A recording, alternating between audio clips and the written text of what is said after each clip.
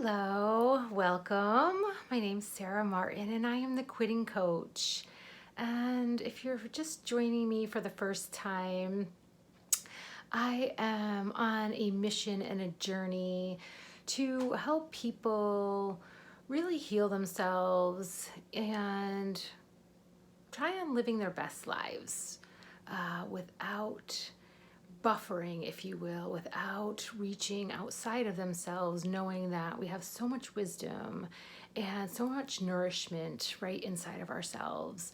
And it can be really difficult in these times and in this world to give up some of those vices or the things that we keep reaching for, thinking they're going to make us feel better.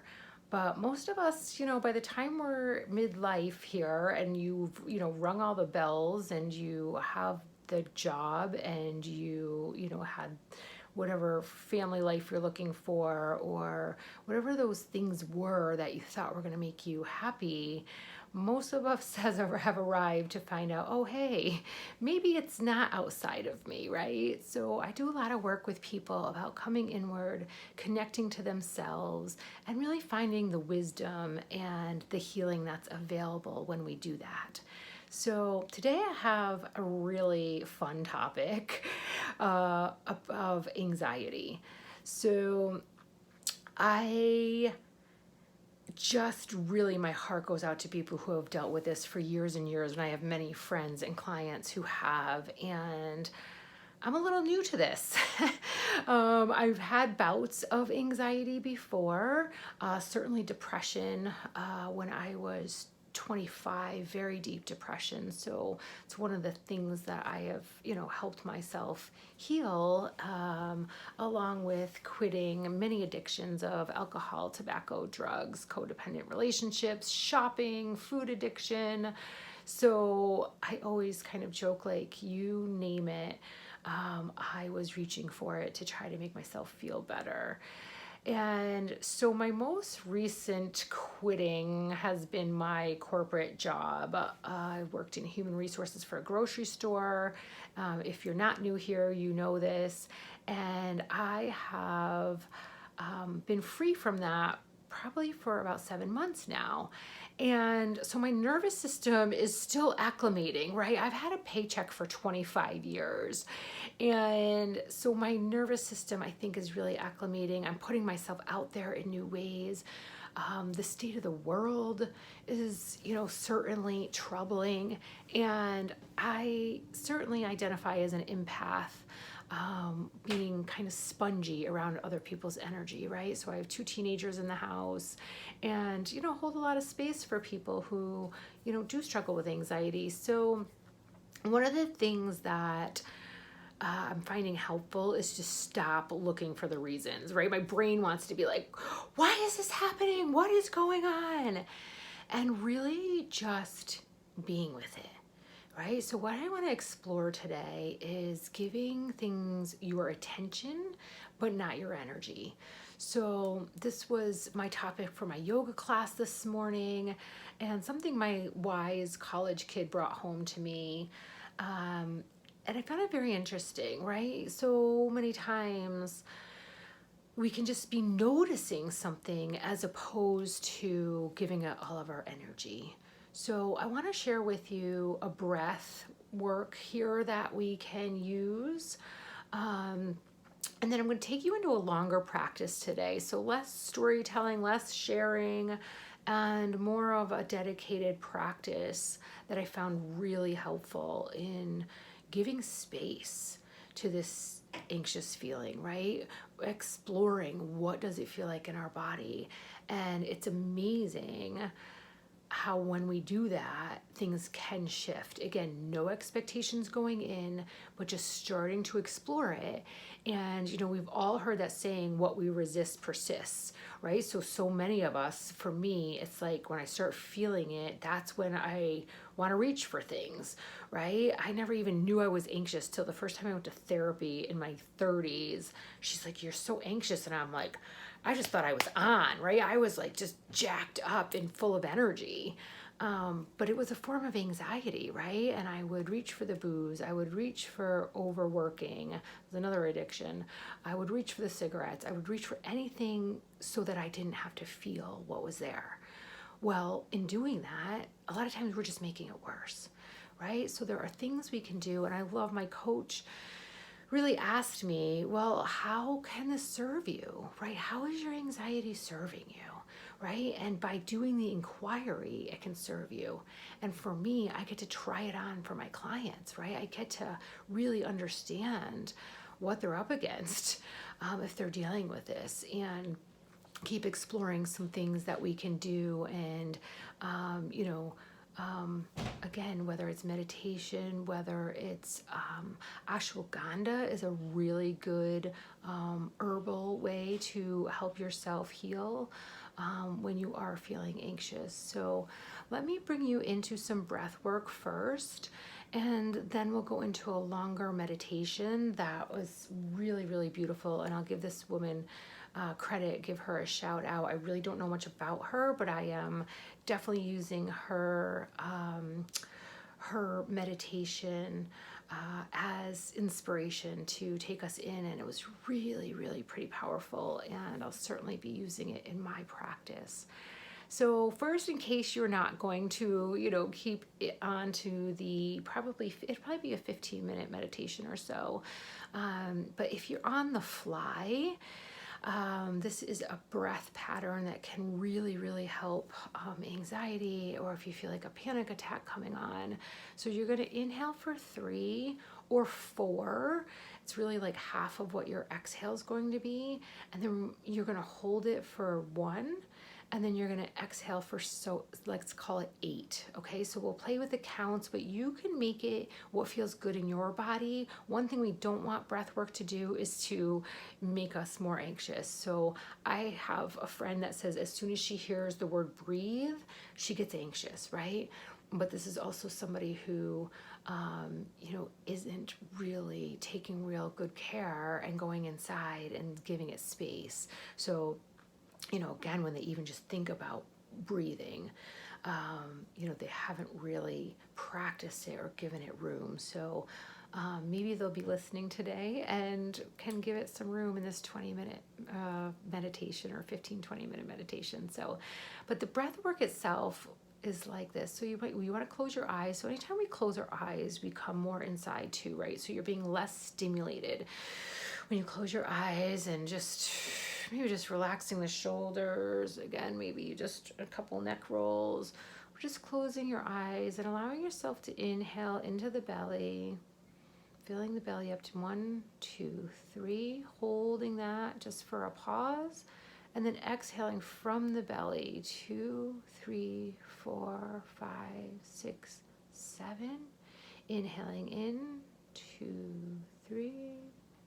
Pause, exhaling 2, 3, 4, 5, 6, 7, holding it out for a count of 1, inhaling in 2, 3,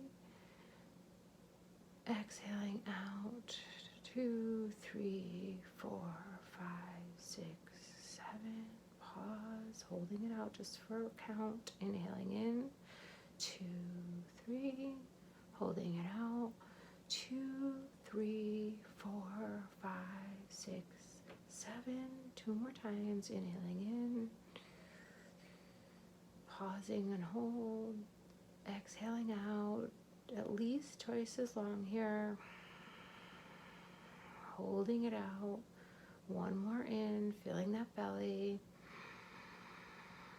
pausing here, exhaling out. And then just keeping the eyes closed, noticing that normal breath, noticing any shifts in the body.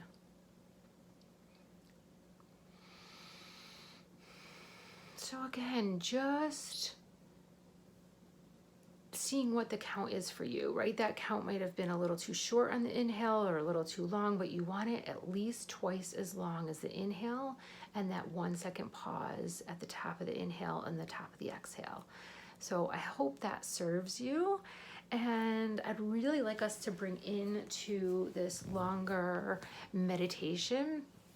And the woman's name is Bella Ruth Napersteck. So I'm going to spell that in case you want to look her up. It's Beleruth, Napersteck, Naparstek. And again, this is just an inquiry of going in and seeing what's going on, right? Just going into an inquiry instead of running to it. Let's give it some space, okay? So getting yourself set where you can be undisturbed for, say, 15, 20 minutes. Getting yourself really comfortable, sitting where you can feel your back on the chair. You may even lay down for this. Sometimes they don't recommend laying down for a meditation if you're really tired, because you might fall asleep, although sometimes they say if you fall asleep, then that's what's meant to happen. But what can really be helpful for anxiety is to ground yourself as much as possible. So laying on any ground, definitely if you can be outside, grounding your feet, your bare feet on the earth. And when you're laying there, just feeling that feeling of being held and supported, right? Letting yourself get as heavy as possible. So whatever is most comfortable for you. And just starting to arrive in the body. And just noticing your regular breath. Again, closing those eyes. I'm just going to be turning inward here, seeing how you feel. Noticing from a detached and neutral space. Knowing that you have this detached intelligence that's just observing. There's no judgment here. We're starting at the forehead.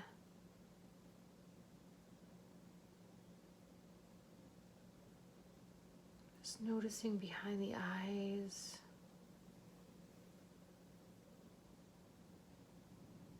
Noticing your head where it might be tight or sore, congested or tense. Again, just noticing while your breath is just gently coming in and out of the belly. And checking in behind your eyes.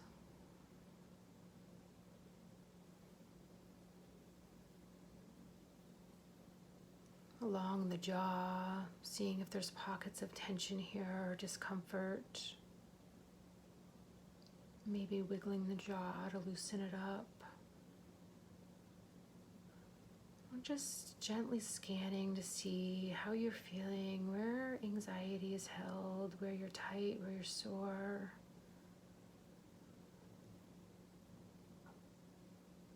And checking in with the neck and the throat. If there's any constriction here, just giving it space. And checking in with the shoulders. Just being curious, noting tension. Maybe doing a couple shoulder rolls, a couple more shoulder rolls or neck rolls. Just acknowledging where this stress may be collected.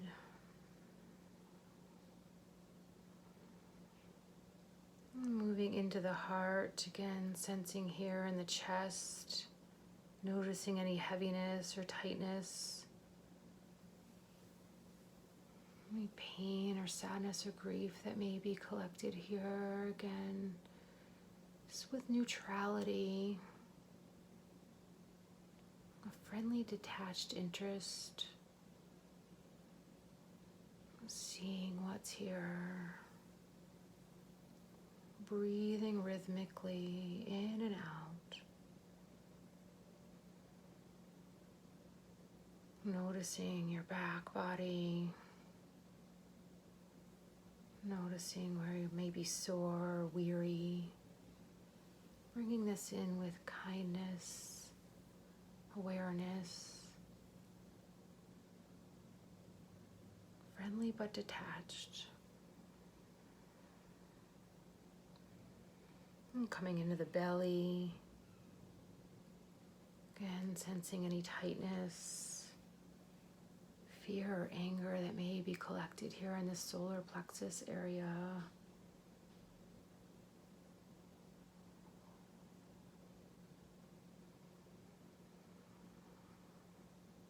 Again, just noticing. Giving it attention, but not your energy.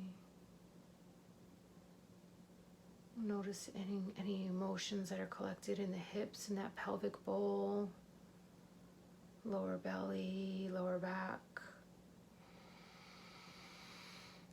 Allowing yourself to breathe them out.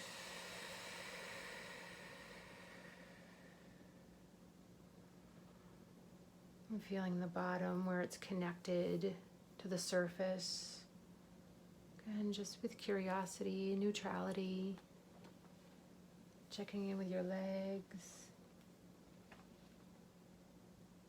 your knees, your calves and your ankles, and your feet.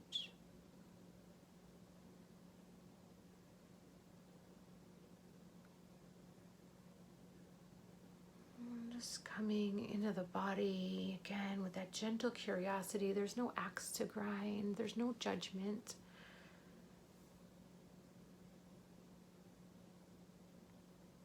Coming in to focus on the anxiety and where it is, exploring its nature and its qualities. Just coming inside to see where it's held in the body. And seeing if maybe it's moved around a little bit. What are the sensations? Is it like an unpleasant electricity? Like ice in the stomach?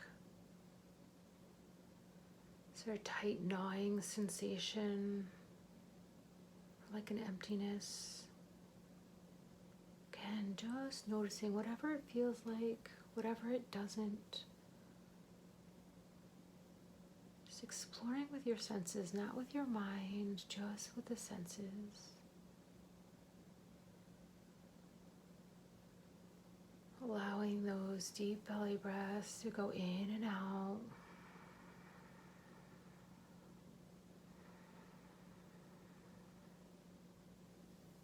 Using those senses, noticing any colors, any sounds associated with this anxiety as a high-pitched, maybe a low hum, a rumble or a roar. Maybe there's a smell or a taste associated. Just get really curious about its location, the territory it covers. Just granting it space and granting yourself permission to investigate in this curious and detached manner.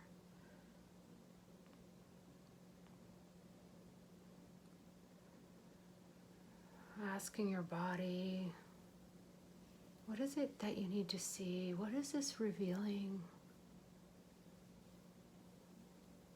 What will it reveal over time? There's no hurry.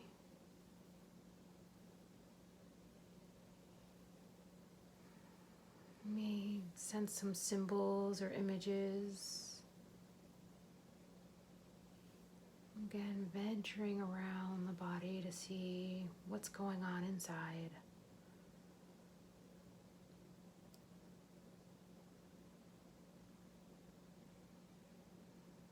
Just trusting this process of connecting. You can come back here at any time.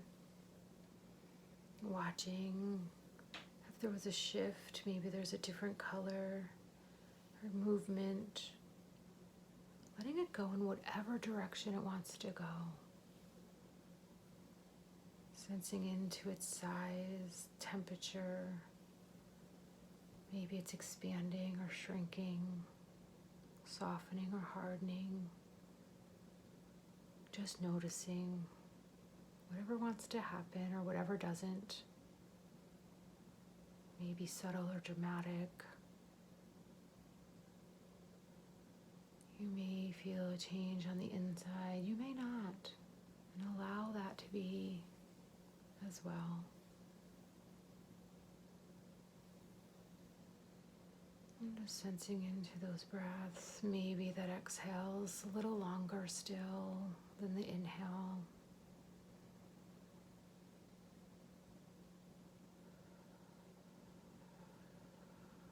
And giving yourself permission to put it away for now. And giving yourself respect for the courage you have to sit with yourself, to come inside for this inquiry. The willingness just to sit with it and to be with it, asking for its wisdom, for its messages, knowing deep in your heart and in your body and your soul that you are better for this. Bringing this all into the heart center where everything's transformed and transmuted.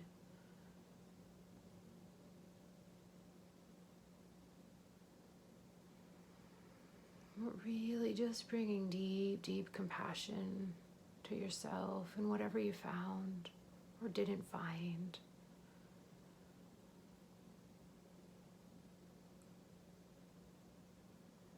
Just bringing it into the heart space. You can bring that left hand to your heart, right hand over. This is one of the first practices that we started with. A way to almost give yourself a hug. Just feeling the weight on your chest and sometimes help soften things and softening that belly. And then just slowly allowing yourself to come back. Again, maybe wiggling the fingers. Something we played with last week was just shaking things around, shaking things off. Again, sometimes just some jumping jacks or being on a trampoline if you happen to have one of those, jumping up and down. Again, but really not to outrun this, right? To really just give it your attention, but not your energy. So something I've been learning as I'm waking up with the anxiety, my daughter tells me, it helps me get me up. Like I can tell, like she's so wise. She's always just been one of my greatest teachers. She's 17. And I said, I've been waking up with this anxiety. She's like, it helps me get up, right? It helps me get up. And I'm watching myself like, yeah, if I just get up and start doing some things, it certainly lessens and softens. And sometimes it's just something I'm carrying with me for the day that I'm just noticing and giving space to and giving room to, and that's helping force me to go within, to sit and do the work around, yeah, you're scared, right? Here's the fear in my belly. You're scared. You gave up security that you've had pretty much since you were 14 years old, right? There's lots of fears here. There's fears in putting yourself out there and being vulnerable and taking on this role and really stepping in to say, I can help people, right? To really own that, to know you are helping people. It can be scary to put yourself out there in any way, right? Socializing feels different. After COVID, right, we're all out of practice in being in social situations, depending what you were up against or whatever it is. And again, stop searching for all the reasons, unless it helps to come inside to heal and inquire. Certainly that's the time to just be gentle with yourself and realize that by coming inside, we can start to soften and dissipate.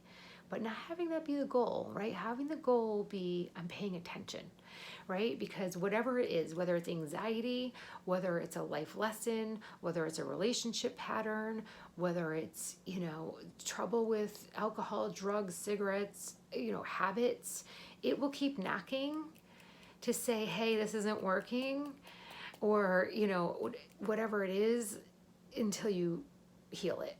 So if you're on here and you're watching, something's probably knocking for you to start going inside and start looking to figure out, okay, how do I drop this self-destructive habit or behavior or thought process or whatever it is that I'm taking on that's causing me to not feel my best self. So if you want some help doing that, you can email me at smadkour29@gmail.com, smadkour29@gmail.com. You can find me on Facebook as Sarah Martin, the Quitting Coach, and on Instagram just as the Quitting Coach. So certainly connect with me, comment below, like and subscribe. Certainly share with anyone you know that has these similar struggles. And I'm going to continue to do this practice. It was really cool to see things shift. I hope you had a similar experience, or again, just deep, deep compassion if nothing really shifted, but at least I was there and saying, oh, hey, I hear you knocking. I hear you knocking. I'm going to continue to come back and sit with you and explore it in a way that's not with my mind, but with my senses and my heart, right? So until next week, namaste, and may we all just continue with deep belly breaths and taking really good care of ourselves. Take care.